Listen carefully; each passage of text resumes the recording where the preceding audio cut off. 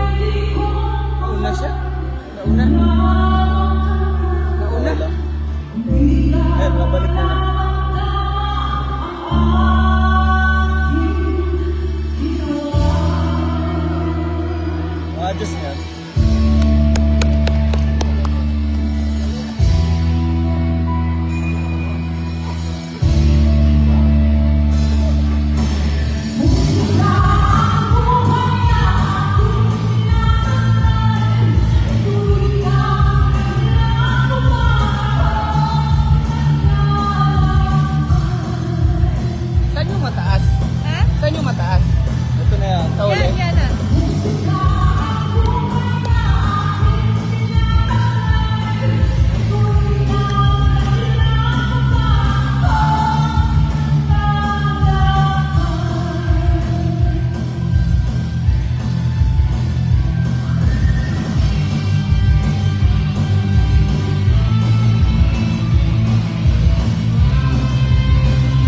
Wala yung spotlight. Yan nga eh. Spotlight na nakaganon. Wala. Paano makikita yung naranta? Dilim. Baliktad. Hindi makita yung naranta.